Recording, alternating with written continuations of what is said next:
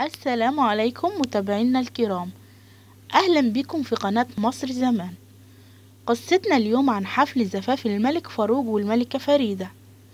اتعمل عقد القران بقصر القبة يوم الخميس 20 يناير سنة 1938، وكان في مظاهر احتفالية من جميع أفراد الشعب. الجوامع والكنائس والشوارع والميادين كانت مليانة بالترنيمات والأضواء، وبقت ليالي القاهرة والمحافظات كلها تحتفل بحفل الزفاف. حتى نهر النيل كان ليل ونهار في العوامات والذهبيات والجوارب والفنادق اللي على الشواطئ، كان كله أضواء وزينة. الاحتفالات دي كانت من كله طلع يحتفل عشان يبين حبه للملك. حتى الشركات والبيوت كان كل بيت مزين بالورود وعناجيد الكهرباء. استمرت الاحتفالات الرسمية 3 أيام و3 ليالي.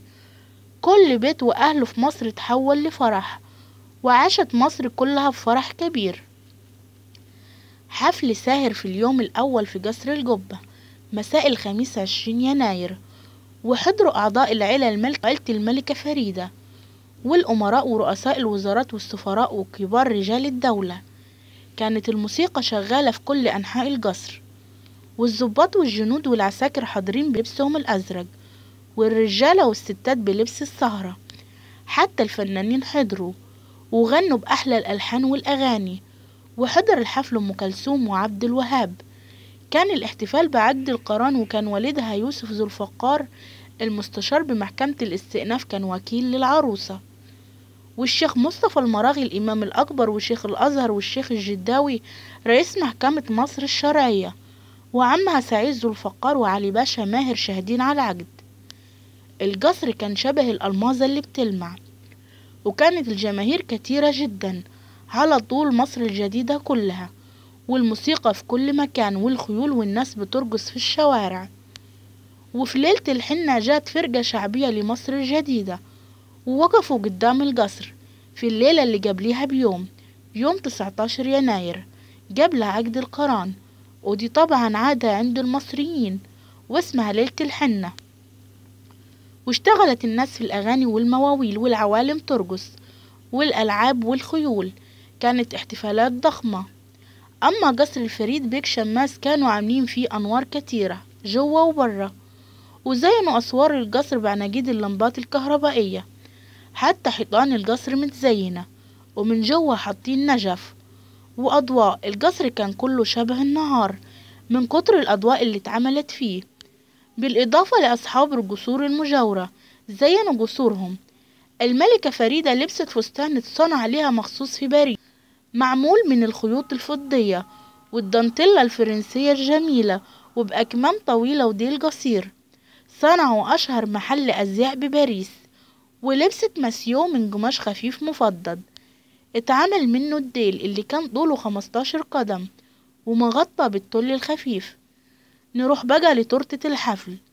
كانت طولها 5 أمتار، واتحطت فوق المائدة الملكية اللي اتعملت يوم الخميس في قصر القبة. أما حفل سرايا عابدين كان يوم السبت 22 يناير، وكانوا عاملين للحفل قايمة أكل ملوكي غريب جدا. أنا بالنسبة لي أول مرة أسمع عن شوية الأصناف اللي كانت في الحفل. تعالوا نشوف الأكلات اللي اتقدمت. مرق مثلج على طريقة نيس، ديكا محمر على طريقة الساحل الذهبي، لانجهسنة البحر الأحمر على الطريقة السويدية، سمك ملكي، دجاج الوادي محشو مبرد، أضلاع فيليتو باردة محمرة، شرايح فيليتو مثلجة، فطير الدراج، دوائر لسان مبردة، يولنجي ضلمة، سلطة عايدة، هيليوم بالصلصة المتبلة، فطائر بق بفرو، بقلاوة باللوز، وفطائر مشكلة ومثلجات شتا، لقيمات فرنسية وفواكه كتيرة.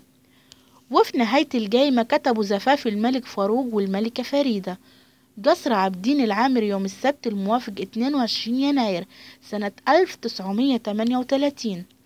هدايا الملك فاروق للملكة فريدة.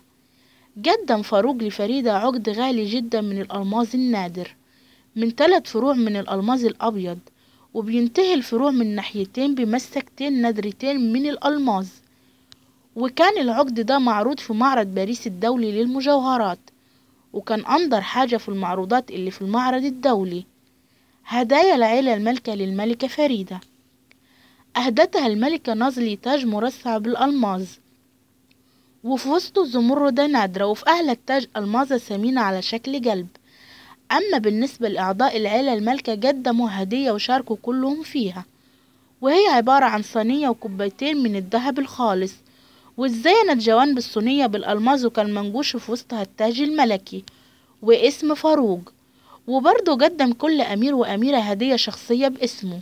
مش بس كده، الهدايا جات للملك من كل الرؤساء وكل ملوك الدول العربية والأجنبية. اتقدم لفاروق سيارة مرسيدس فخمة، كانت هدية من الزعيم هتلر، وكمان هدية من النمسا عبارة عن مجموعة من التماثيل تمثل الفرسان النمساويين في القرن الثمنتاشر، وهدية من ملك إيطاليا عبارة عن تمثال تاريخي من البرونز لأمير إيطالي من أمراء القرن السبعتاشر. وقدم الملك جورج ملك إنجلترا بندقيتين صيد فخمتين، وكانت هدية ملك اليونان عبارة عن تمثال من البرونز الملون بلون التمثال الحقيقي المحفوظ في متاحف أثينا، وهو للملكة المصرية برنيس، وهي واحدة من ملكات البطالمة.